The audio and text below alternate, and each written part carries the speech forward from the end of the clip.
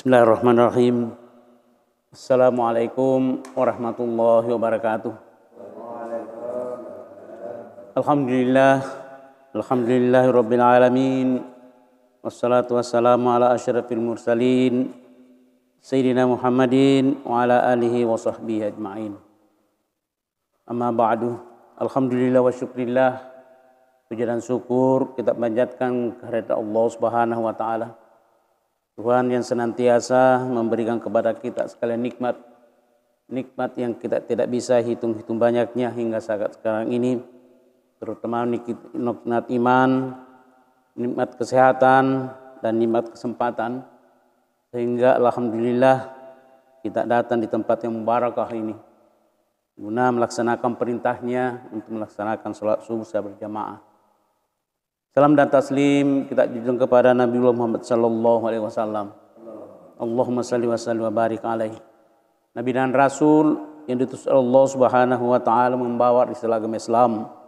Salah satu amanah yang dimiliki beliau adalah untuk menyempurnakan budi pekerti manusia demi keselamatan manusia fi dini wa dunia wal akhirah.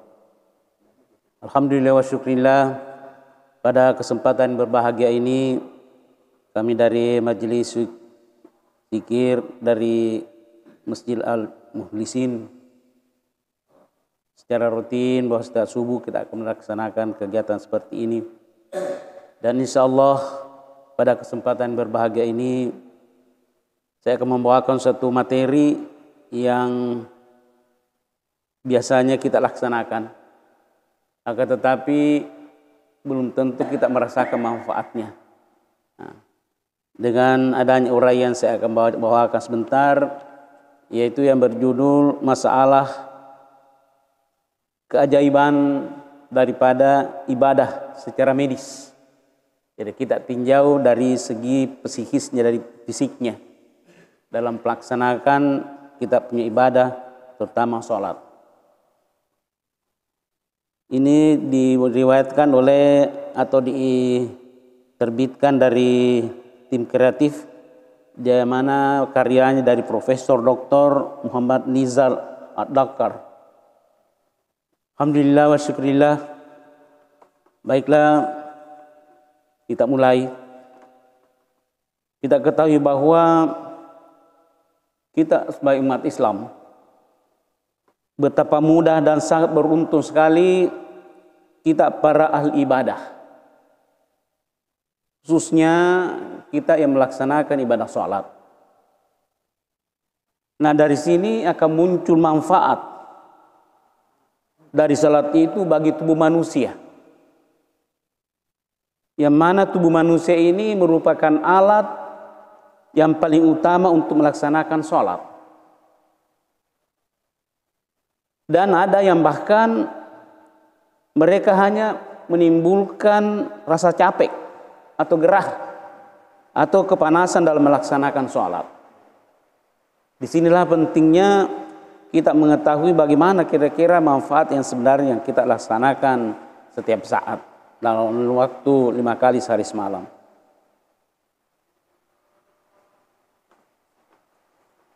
Ternyata dari banyak penelitian yang diungkapkan bahwa sholat itu merupakan suatu aktivitas yang sangat penting dan dibutuhkan oleh manusia. Karena dengan sholat ini tubuh manusia akan terjaga dengan baik tentang keseimbangannya. Apa sebabnya? Karena gerakan-gerakan yang ada di dalam sholat sangat cocok untuk melatih tubuh secara keseluruhan, baik anggota badan luar maupun bagian dalam daripada tubuh kita.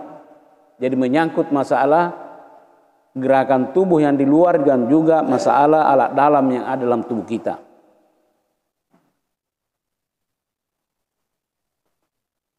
Nah, dari uraian ini ada beberapa hal yang merupakan salah satu manfaat kesehatan yang baik secara terapinya akibat karena melaksanakan sholat. Yang pertama adalah sholat dengan masalah kebugaran tubuh. Sebagaimana buku yang diterbitkan oleh Bisri Mustafa yang berjudul Menjadi Sehat Karena Sholat. Dinyatakan bahwa apabila seseorang mandi dalam sehari sebanyak 5 kali persis dengan waktu sholat, maka tubuhnya akan terasa segar dan bersih. Begitu pula dengan sholat. Jika seseorang melaksanakan sholat tepat pada waktunya, seperti yang ditetapkan Allah Subhanahu wa Ta'ala, maka sholat tersebut akan menjadi penggugur dosa yang sangat efektif, dan Allah tidak akan menyia-nyiakan hambanya yang telah taat padanya. Juga diriwayatkan oleh Abu Hurairah radhiyallahu anhu, Rasulullah sallallahu alaihi wasallam bersabda di hadapan para sahabatnya, "Bagaimana pendapatmu bila di hadapan pintumu ada sungai yang mengalir, yang dengan itu kalian semua mandi 5 kali dalam sehari? Apakah tersisa daki di badannya?" Lantas sahabat pun menjawab, "Tidak sedikit pun ya Rasulullah." Kemudian Rasulullah pun bersabda, "Begitulah perumpamaan salat 5 waktu yang dengannya insya Allah akan menghapus kesalahan-kesalahannya." Diriwayatkan oleh Bukhari Muslim. Yang kedua, salat menjaga kesehatan jasmani. Dampak kesehatan yang timbul dari gerakan salat seperti ruku, sujud dan lain-lain. Dari Aisyah radhiyallahu anhu melihat Rasulullah sallallahu alaihi wasallam pada saat melaksanakan ruku,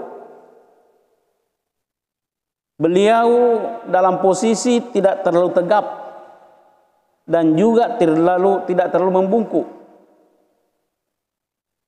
Contoh lain, ketika Rasulullah SAW melaksanakan sujud kedua, beliau tidak akan melakukan sujud yang kedua sebelum melakukan gerakan duduk di antara 2 sujud yang dengan benar.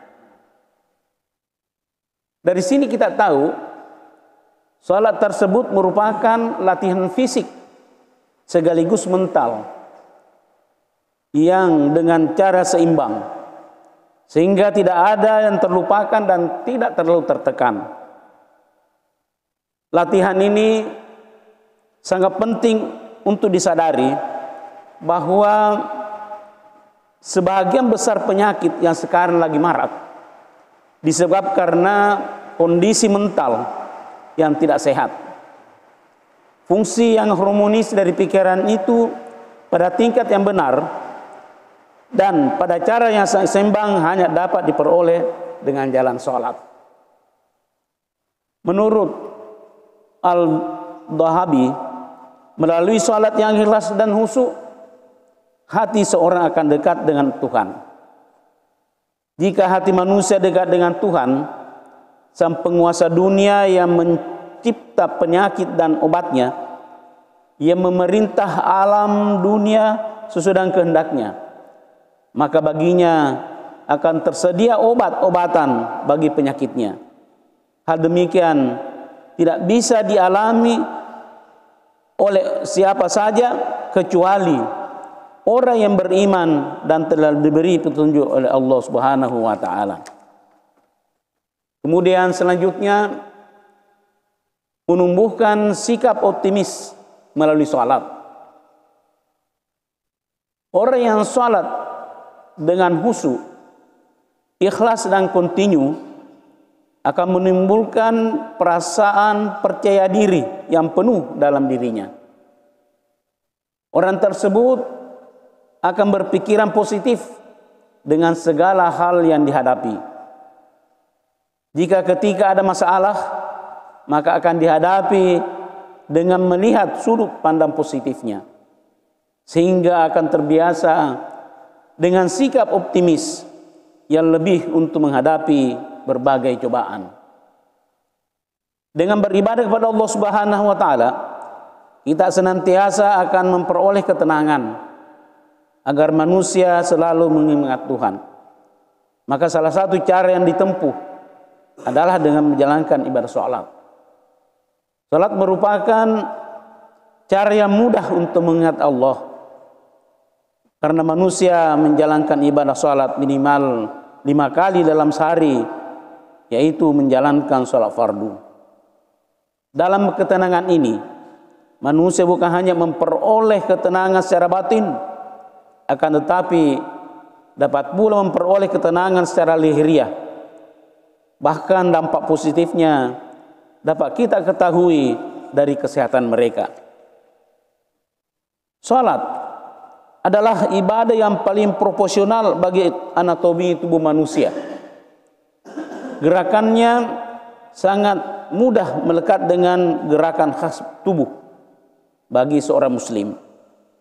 Namun, pernahkah terpikirkan kita manfaat masing-masing gerakan salat? Dari segi pandangan ilmiah, menjadikan salat sebagai gudang obat bagi berbagai jenis penyakit. Seseorang hamba Allah yang telah cukup syarat untuk mendirikan salat, sejak itulah mulai menilik makna dan manfaatnya. Sebab salat diturunkan untuk menyempurnakan fasilitasnya bagi kehidupan manusia. Setelah sekian tahun kita menjalankan salat, sampai di mana pemahaman kita mengenalnya? Allah Subhanahu wa taala berfirman, "Laqad khalaqnal insana fi ahsani taqwim." Sesungguhnya kami telah menciptakan manusia dalam bentuk yang sebaik-baiknya. Marilah kita menguraikan mengenai gerakan salat. Yang pertama, setelah kita berwudu, kemudian berniat, kemudian kita lakukan takbiratul ihram. Pada saat kita melaksanakan takbiratul ihram, kita punya postur atau posisi tubuh manusia itu berdiri tegak. Pada saat berdiri tegak, posisi yang paling bagus adalah namanya posisi anatomi tubuh manusia. Berdiri tegak, kemudian jarak kedua kaki di bawah adalah 1 jengkal. Jika mana kaki lebih dari itu berarti posisi tubuh kita kurang sempurna. Mengapa? Karena dari atas bahu ke bawah itu harus lurus. Tidak bisa kangkang lebih luas. Dan ada beberapa yang terjadi, biasanya kakinya itu tambah lebar. Akhirnya mencari kakinya orang lain. Nah, inilah biasa yang terjadi. Ya. Akibatnya apa? Orang tidak bisa khusyuk salat. Karena kita ketahui, mengapa demikian? Karena jika mana dalam tubuh manusia ini ada tempat yang sangat sensitif, yaitu kaki. Kaki lebih sensitif dibanding dengan tangan. Kalau orang mau dibangunkan, itu kakinya digitik dulu, pasti dia akan bangun. Nah ini. Jadi jika mana kaki bersentuhan di bawah, pasti kita punya konsentrasi akan buyar. Mengapa? Karena kaki lebih sensitif sekali dengan tangan. Nah ini masalahnya. Yang dekat itu adalah bahu. Nah ini. Mengapa? Karena kaki ini telanjang. Orang jarang, kita ini orang Islam kalau salat itu tidak pakai kaos kaki, tapi pakai baju. Jadi baju ini jika bersentuhan tidak ada masalah, tidak ada stimulans, tidak ada rangsangan. Inilah biasanya bahannya hal-hal biasa kita dapatkan. Kita lihat posisi kakinya orang kangkang. Nah ini pasti dia akan mencari kita punya kaki, cuma kita tarik ke dalam. Nah ini biasanya hal-hal banyak yang terjadi pada orang-orang yang salat ini sebelum salat, sehingga tidak enak dirasakan. Kemudian mengangkat kedua tangan sejajar telinga. Nah ini, jadi betul sekali bahwa jika mana kita mengangkat tangan sampai di bawah telinga, maka berarti kita punya bahu akan terangkat naik. Apa yang terjadi di sini? pada saat kita angkat tangan, maka terjadi gerakan pada persiapan bahu. Kita tahu bahwa persiapan bahu itu merupakan sendi peluru yang bisa berputar segala arah sama dengan paha. Nah, di sini yang paling banyak masalahnya. Biasanya orang kalau selalu tidur menindis dia punya bahu pasti akan terjadi sakit. Atau biasanya nyeri bahu paling banyak diderita oleh manusia. Nah, ini. Sehingga dengan mengangkat tangan sampai di bawah telinga, sejajar dengan telinga, maka gerakan pada sendi bahu tadi akan naik ke atas. Inilah dia punya gerakan. Ada orang sholat hanya begini, Allahu Akbar ke depan, seharusnya diangkat naik di bawah telinga, sehingga membentuk 90 derajat kita punya bahu pada tubuh. Ini. Yang kedua, manfaat daripada gerakan bahu pada saat diangkat itu, pada saat kita angkat tangan kita harus bernapas, tarik napas, kemudian menghembuskan napas. Nah, sebelum kita takbiratul ihram, salah satu cara untuk kita lebih konsentrasi dan relaksasi sebelum salat itu harus menarik napas minimal 4 kali. Itu rahasianya. Jadi jangan langsung datang Allahu Akbar. Nah, ini harus berdiri tegak dulu, tarik napas, perbaiki konsentrasi, baru kita salat. Nah, ini. Jangan salat seperti umpamanya takbiratul sama orang hormat. Nah, hormatnya selesai begitu. Jadi tidak boleh gerakan-gerakan cepat. Nah, kemudian ini sejajar dengan telinga. Jadi pada saat gerakan naik berarti bahu terangkat naik, posisi bahu tadi adalah 90 derajat dengan tubuh. Ini. Nah, kemudian lalu melipatnya. Melipatnya di depan dada dan perut, atau biasa juga bagian bawah sedikit. Nah, ini biasanya untuk mencegah seseorang itu jangan sampai ada perasaan tidak enak di perut. Nah, ini jadi menyangkut masalah alat-alat pencernaan. Apa manfaat daripada gerakan ini? Gerakan ini adalah untuk melancarkan aliran darah atau pembuluh getah bening atau limfa, dan juga kekuatan otot lengan. Jadi kalau kita mengangkat lengan ke atas berarti itu ada kekuatan yang kita harus gerakkan untuk bisa mengangkat tangan ke atas. Sehingga orang yang lumpuh tidak akan bisa mengangkat tangannya ke atas. Nah, ini bersedekap. Nah. Kemudian posisi jantung di bawah otak memungkinkan darah mengalir lancar ke seluruh tubuh.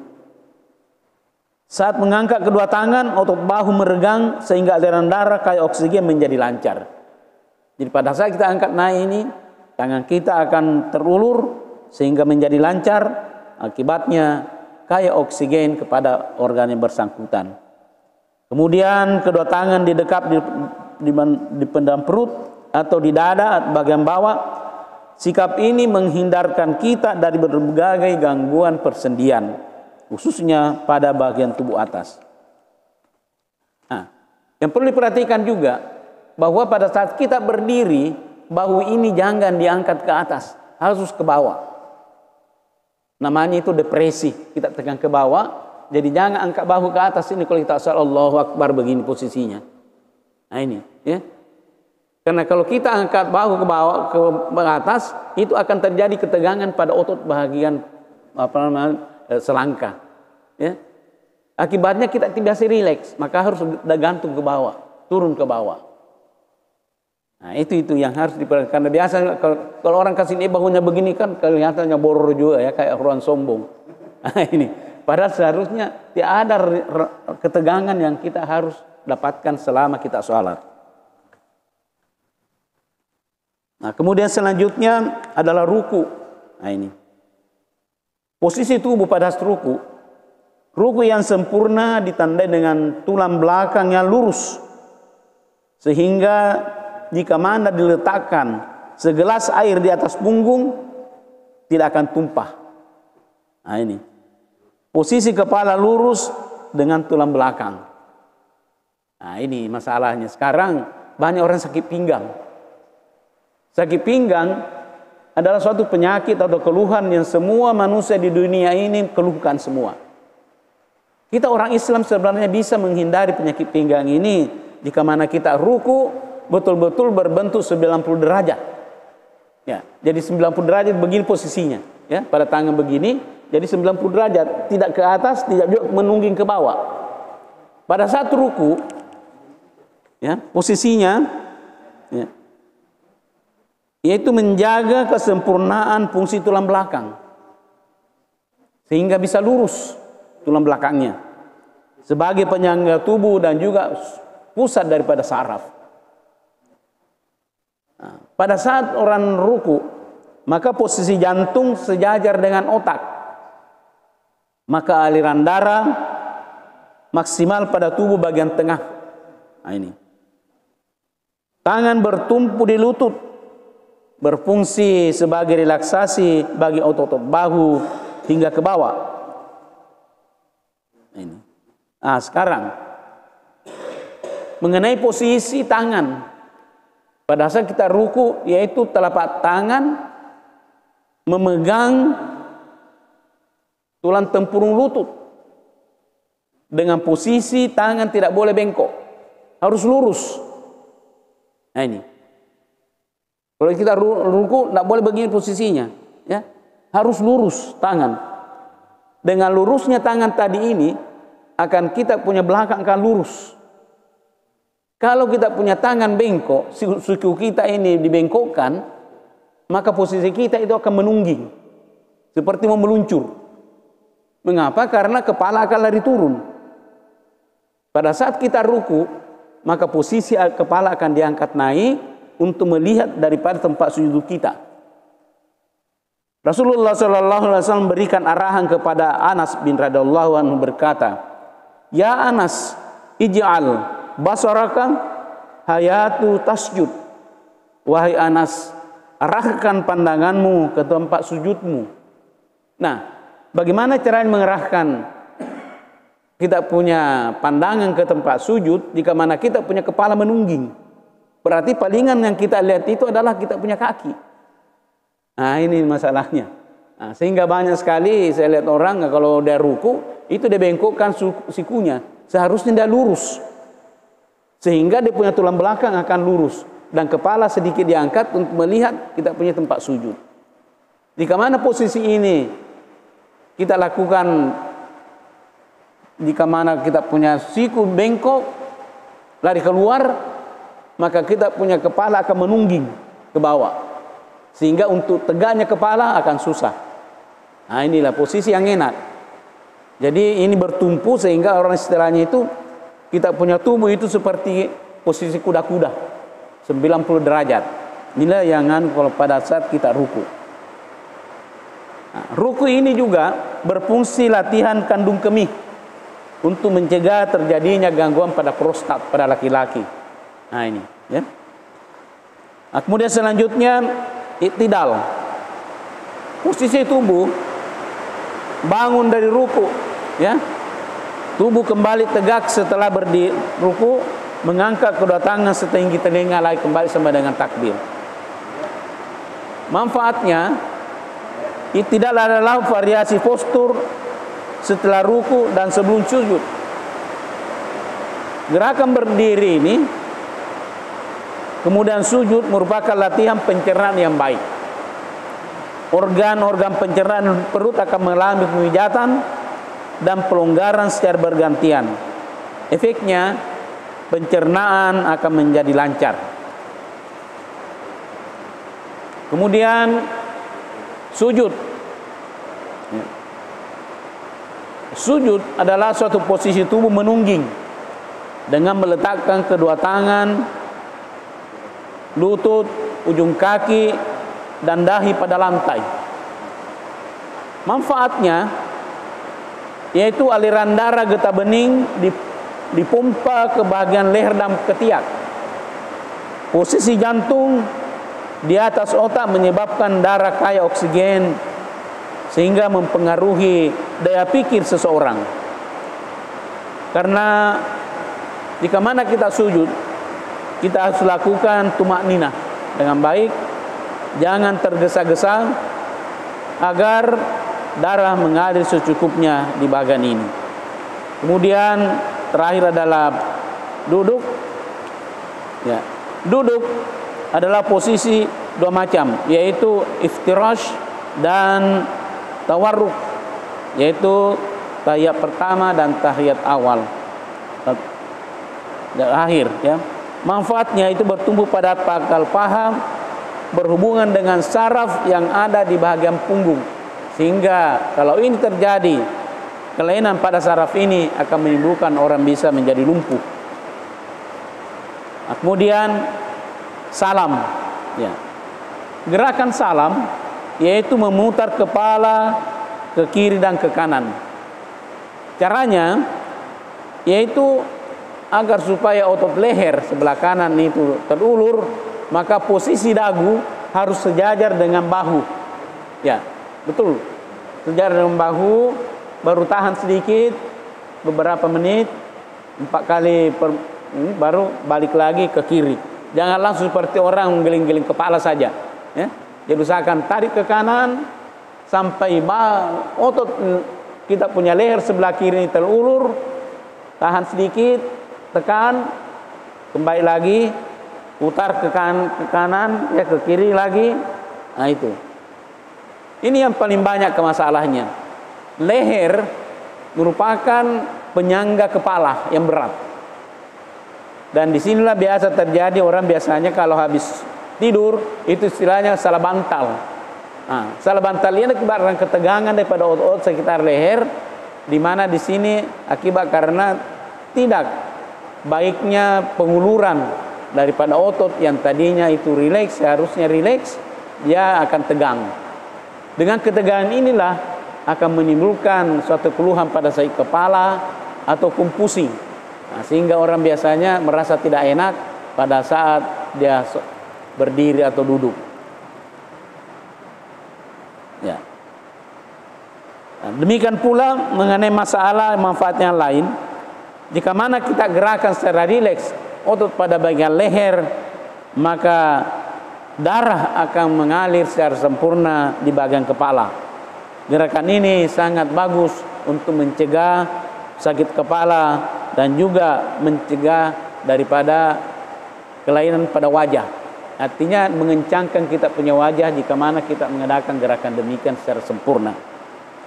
Jadi pada prinsipnya bahwa beribadah secara rutin, kontinu, tidak saja menyuburkan iman, tapi juga mempercantik pada diri sendiri. Kesimpulannya, bahwa dengan kita sholat 5 kali sehari semalam, sholat fardu, paling sedikit kita melaksanakan 17 rakaat yang terdiri dari 19 posisi yang terpisah pada tiap-tiap rakaatnya. Jadi total ada 119 posisi atau postur tubuh per hari, atau 3.570 postur tubuh per bulan, atau 42.840 postur per tahun. Jadi jika kita rata-rata sholat selama 40 tahun, maka kita melaksanakan gerakan 1.713.600 postur. Nah, ini bayangkan ini. Belum lagi ditambah dengan sholat sunat. Nah ini, sehingga siapapun yang melaksanakan sholat, insya Allah secara teratur akan terlindung dan bisa mencegah penyakit ringan dan berat seperti sakit jantung, paru-paru, ginjal, radang sendi, penyakit pinggang dan leher, pikun dan kelainan usus besar. Ditambah lagi dengan sholat sunat sebelum dan sesudah sholat fardu, maka bertambah lagi gerakan pada tubuh kita. Demikian pula dari beberapa penelitian bahwa ibu hamil yang rajin sholat akan memberikan efek ketenangan pada bayinya, mengatur posisi janin dalam kandungannya, dan mempermudah persalinannya. Nah ini. Dan juga kita yang selalu sholat dengan tumakninah yang bagus, maka kita akan terhindar daripada pikun sebelum waktunya. Saya kira demikian apa yang saya bawakan, mudah-mudahan bermanfaatnya kepada sekalian. Wabillahi taufiq wal hidayah. Assalamualaikum warahmatullahi wabarakatuh.